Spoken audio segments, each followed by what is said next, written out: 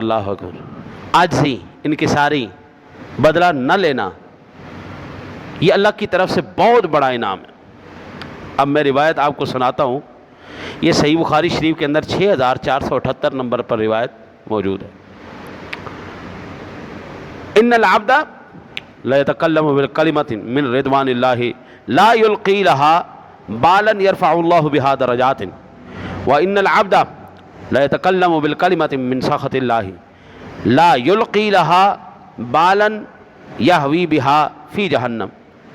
بندہ اللہ کی رضامندی کے لیے ایک بات زبان سے نکالتا ہے، اسے وہ کوئی اہمیت نہیں دیتا مگر اسی کی وجہ سے اس کے درجے بلند کر دیتا ہے. اور ایک دوسرا بندہ ایسا کلمہ زبان سے نکالتا ہے جو اللہ کی ناراضگی کا باعث ہوتا ہے، اسے وہ کوئی اہمیت نہیں دیتا لیکن اس کی وجہ سے جہنم میں چلا جاتا ہے. سادہ لفظوں میں حضرت عمر فاروق اعظم اور صدیق اکبر رضی اللہ تعالی عنہ کی جو موطا امام مالک کے اندر 3621 نمبر پر بات ہے، ان کی زبانی میں اس کا تشریح کروں تو ان ھذا او ردن الموارد، زبان کو پکڑ کر کھینچ کر باہر نکال کے وہ کہتے تھے یہ وہ شے ہے جس نے مصیبت میں ڈال رکھا ہے. اتنی سی بات، وہی صحیح بخاری شریف کی حدیث. ہمیں نہیں پتہ ہوتا کون سا کلمہ خیر کا ہماری بخشش کا سامان بن جائے، اور ہمیں نہیں پتہ ہوتا کون سا جملہ ہمارے لیے پکڑ، عذاب اور جہنم کا سبب بن جائے. اس لیے کہتے ہیں پہلے تولو پھر بولو. ہمارے منہ کے اندر زبان جب اللہ نے لگائی نا تو 32 پہرے دار پہلے کھڑا کی. یہ دیکھ لینا، ہے تو یہ نرم سی بوٹی لیکن یہ پھٹے چڑھا دیتی ہے. جو سمجھدار بندے بیٹھے ہیں، ایک بندے کو پھانسی کیوں ہو گئی؟ اس نے کہا تھوڑی سی پی لی یہ تو کیا ہو گیا.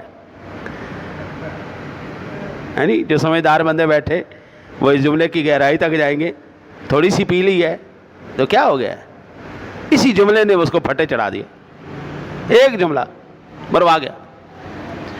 حضور وہی بات فرما رہے ہیں.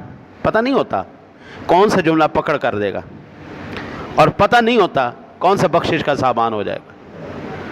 اسی لیے جب بھی زبان کھولو پہلے توڑو پھر گولو. وہ ہمارے پنجابی میں کہتے ہیں ایک سکھ سو، ایک چپ 100 سکھ. لڑائیاں، جھگڑے، طلاقیں، قتلیں یہ کیوں ہوتے ہیں؟ زبان کی مہربانی. ایک عورت چپ کر جائے نا جی تو زیادہ سے زیادہ بندہ کی کہے گا؟ ویکھا نہیں مکار جی نہ ہوئے تھا چپ کر کے بیٹھی، ادھر ہی کہے گا نہیں، اس سے زیادہ تو نہیں. تو اگر وہ آگے سے بول پڑے تو طلاقیں جب بھی پڑتی ہیں نا جی. عورت چپ کر جائے. وہ ایک پیر صاحب کے پاس گئی عورت، کہنے لگی مولوی صاحب بڑا گھر پریشان، بڑی تکلیف ہے. ہر ویلے بندہ ڈانگا سوٹے، ہر ویلے کٹ کٹیا، ہر ویلے تھپڑ تھپڑی. جدو گھر آتا ہے کٹن لگ جاتا ہے، جدو گھر آتا ہے مار کٹ. گھر شکار بنے ایسے. وہ مہربانی کرو. وہ ان کی طبیعت دیکھ کے سمجھ گئے کہ اس عورت کو بولنے کی بیماری ہے. ایک کاغذ کو ایسے لپیٹ کے نا جی اس کو کہا جب بھی تیرا شوہر آئے نا گھر میں تو انہیں دانت کے نیچے دے لینا ہے یہ، اور اس کو دبانا ہے. وہ جتنا تیرے پہ بھڑکے گا تو نے اور دبانا ہے اس کو. جتنا وہ غصہ ہوگا تو نے اس کو اور دبانا ہے. دانت سے اس کو کھلنے نہیں دینا، زور کم نہیں کرنا. لو جی 1 دفعہ 2 دفعہ 4 دفعہ بندہ جب گھر آیا، امن و امان، سکون.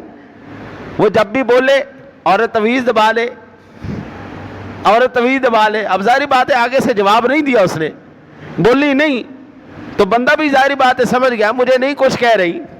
بندے مینٹل تو نہیں ہوتے نا جی، پاگل تو نہیں ہوتے کہ وہ عورت کو ایویں مارنا شروع کر دیں، ایویں گالیاں شروع کر دیں. پاگل تو نہیں ہے نا جی.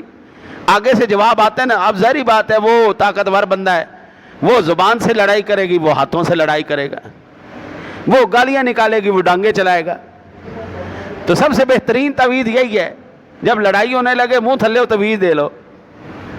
چپ رہو گے ایک چپ 100 سکھ، گھر بھی برباد نہیں ہوئے گا، گھر بھی آباد رہے گا، امن و امان اور او سکون دا گہوارہ بھی بنے رہے گا۔ پاک پروردگار عالم نے قرآن پاک میں ایسے لوگوں کی بے شمار مقامات پر تعریفیں بیان کی ہیں۔ حدیث پاک کے اندر میں آپ کو ایک دو احادیث مزید عرض کر دوں۔ ابھی جو میں آپ کو سنانے لگا ہوں یہ صحیح بخاری شریف کی حدیث پاک ہے، 2004